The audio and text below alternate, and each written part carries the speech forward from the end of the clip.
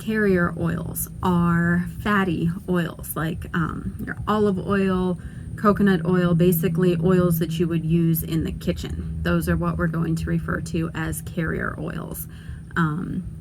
So essential oils, if you put them on your skin or you drip an essential oil on like your shirt, they're not going to leave greasy spots like a fatty oil will. Now, some of the blends have carrier oils in them, and then that would stain your clothes. Or like Blue Tansy is bright blue, that's going to leave a mark, but they don't leave like a greasy oil stain. If you are using an essential oil and you find that it irritates your skin or it's too hot, like cinnamon can be really hot on your skin. If you find that it's irritating you, you don't want to try to wash it off with water. Water will drive it in further and can potentially make the irritation worse. What you want to do instead is dilute that oil, that essential oil, with a carrier oil. So apply some carrier oil over top of it. If you're using an essential oil for the first time, it's a good idea to dilute it with carrier oil to start with.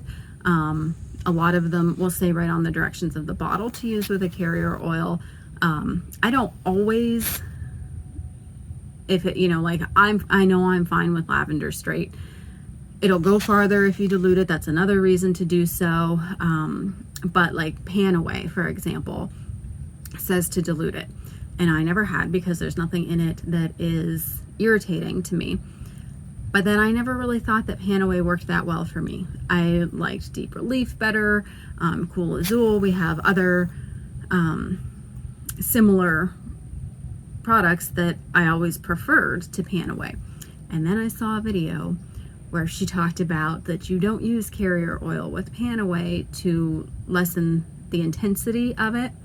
Jen O'Sullivan did this video, and she does what she calls sandwiching, where she will put a layer of carrier oil on her skin, and then the essential oil, and then another layer of carrier oil. So the first layer serves to slow the absorption of the essential oil into your skin, and then the top layer keeps it from evaporating off while it's absorbing in.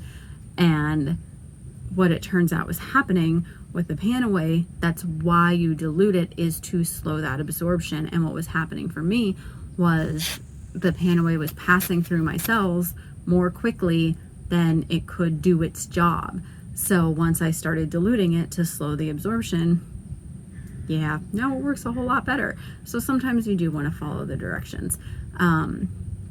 But so anytime an oil is too intense, you're going to use carrier oil. Don't use water.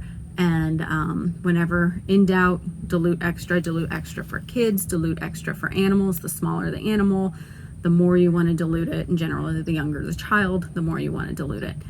And what else about diluting? If you're going to put oils in your bath water, you want to add them to your Epsom salts first. Use like a little bowl or jar of Epsom salt, at least a cup maybe, and put your 4 to 7, however many drops you want in your tub, but let them sit in the Epsom salts for a little bit before you put them in your bath water, and that will help the oil to disperse through your bath water rather than just sitting in a couple of drops on the surface.